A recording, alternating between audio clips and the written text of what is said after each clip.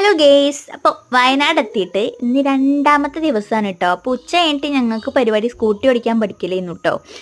കുറച്ചൊക്കെ അറിയെങ്കിലും വലുതായിട്ടൊന്നും അറിയില്ല കേട്ടോ. വലിയ വണ്ടിയൊന്നും വരാത്ത ഏരിയ ആയതുകൊണ്ട് വലിയ പേടി ഉണ്ടായിരുന്നില്ല. അത് കഴിഞ്ഞിട്ട് രേണുകയാണ് കേട്ടോ ഓടിക്കാൻ കയറിയത്. ഓളാണെങ്കിൽ എല്ലാവരോടും ഓരോന്ന് ചോദിച്ച് മനസ്സിലാക്കുന്നുണ്ട്. അതിൻ്റെ ഇടയിൽ അമ്മായി ഇറങ്ങി വന്നു സ്കൂട്ടി ഓടിക്കാനെന്ന് പറഞ്ഞിട്ട്. പിന്നെ അമ്മായി വേണ്ട മക്കളെന്നും പറഞ്ഞ് തിരിച്ചു തന്നെ കയറിപ്പോയിട്ടോ. എല്ലാവരും പഠിക്കുകയാണെങ്കിൽ ഞാനും പഠിക്കട്ടെ എന്ന് പറഞ്ഞിട്ട് ചേച്ചി രണ്ടും കൽപ്പിച്ച് ഇറങ്ങി വന്നു കേട്ടോ. ചേച്ചീനെ ഏട്ടൻ പഠിപ്പിക്കുകയാണ്. ചേച്ചിക്കാണ് ഇതിൻ്റെ ABCD അറിയേണ്ടത്. നല്ല രസമായിരുന്നു കേട്ടോ കാണാൻ. അങ്ങനെ ഞങ്ങൾ ചാവടി കഴിഞ്ഞ് നേരെ ഇറങ്ങിയത് ഇവിടെ അടുത്ത് ചെറിയൊരു ഡാമുണ്ട് കേട്ടോ, അത് കാണാൻ വേണ്ടിയിട്ടാണ്.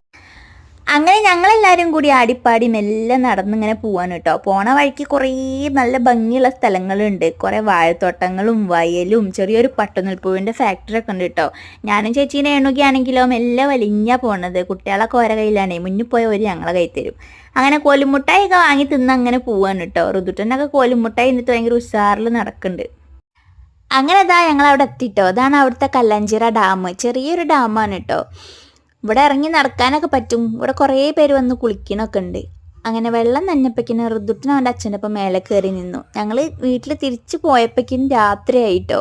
അങ്ങനെ വീട്ടിൽ ചെന്നപ്പോൾ നല്ല ഫ്രൈഡ് റൈസും ചിക്കൻ കറിയൊക്കെ ഉണ്ടായിരുന്നു കേട്ടോ. വൈകുന്നേരം ഞങ്ങൾ ചെറിയൊരു ക്യാമ്പ് ഫയർ പോലെയൊക്കെ ഉണ്ടാക്കിയിട്ട് ബ്ലൂടൂത്ത് സ്പീക്കറൊക്കെ കൊണ്ടുവന്ന് ഡാൻസ് കളിക്കുക കേട്ടോ. കുട്ടികളൊക്കെ അങ്ങോട്ട് കടത്തി ഉറക്കി.